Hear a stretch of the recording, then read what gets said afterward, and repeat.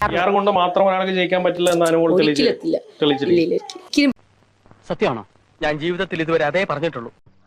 ഭയങ്കരം തന്നെ. എല്ലാരും അങ്ങനെ ജയിച്ചു വിടാൻ പറ്റുമല്ലോ. 100% എഫേർട്ട്.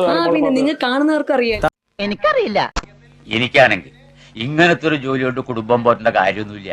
അപ്പൊ അനു തന്നെ എന്റെ അടുത്തൊക്കെ അനു, ഞാൻ ആ വഴക്കിന്റെ ഇടയ്ക്കും പറയുന്നുണ്ട്, അല്ലാണ്ടും പറയുന്നുണ്ട്, അനു പറഞ്ഞതാണ് നമ്മുടെ അടുത്ത്. ഇല്ല, ഞാൻ പറഞ്ഞില്ല. ഭഗവാനെ, ഇതെന്തൊരു ലോകം, എന്തൊരു നുണ. 16 ലക്ഷം കൊടുത്തു എന്നുള്ള കാര്യം പിന്നെ അത് കൃത്യമായിട്ട് പറയുന്നു. ശൈത്യ പറയുന്നു, ഇപ്പോഴും ഒരു വീഡിയോസ് ഇട്ടുകൊണ്ടിരിക്കുക. സമ്മതിക്കില്ല, ഇത് ഞാൻ സമ്മതിക്കില്ല. അസൂയാണ് പോലും തിണ്ടി. ആർക്കായാലുണ്ടാവോ അസൂയ? അഞ്ജന നമ്പ്യാർ ഇന്റർവ്യൂല് പറയുന്നത് 1 ലക്ഷം കൊടുത്തു. അപ്പം ഇതിനകത്ത് ഏതാണ് സത്യം എന്ന് അനുവിന് പോലും പറയാതിരിക്കുന്ന അവസ്ഥ.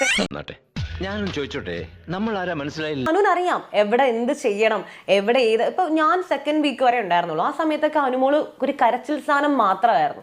അത് കഴിഞ്ഞിട്ടാണ് അനുമോള്, ഞാനൊക്കെ എവിക്റ്റ് ആയി കഴിഞ്ഞിട്ട് അനുമോള് ട്രാക്ക് മാറ്റി. അതുകൊണ്ട് ഇപ്പൊ എന്താ പുതുസാ ഒന്നുമില്ലേ, പഴയതുതാ. അപ്പൊ നിങ്ങളാണ് ശരിക്കും എന്റെ PR അല്ലേ? പിന്നെ എന്തിനാ എല്ലാരും PR എന്ന് പറഞ്ഞ് എന്നെ കളിയാക്കുന്നത്? മനുഷ്യന് അസൂയ പാടില്ല. അനുലൂട്ടി നന്നായി പോയത് അവന് സഹിച്ചില്ല. അതാണ് അസൂയക്കും കുഷ്മിനും മരുന്നില്ലെന്ന് പറയുന്നത് കറക്റ്റ്.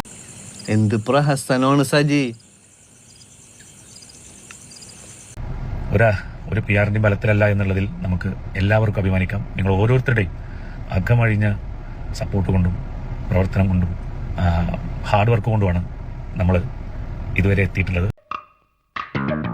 എവിടെയോ എന്തോ ഒരു തകരാറ് പോലെ. എന്തെങ്കിലും പ്രശ്നം രക്ഷപ്പെടാൻ അടുത്ത പ്രശ്നം. അതിൽ നമുക്ക് ഓരോരുത്തർക്കും അഭിമാനിക്കാവുന്ന കാര്യമാണ്. അഭിമാനമുണ്ട് ഗോവിന്ദ, അഭിമാനമുണ്ട്. എല്ലാരും വിളിച്ചു. വണ്ടി കയറി, അവ ആളെ വിളിക്കാൻ പോയിരിക്കുക.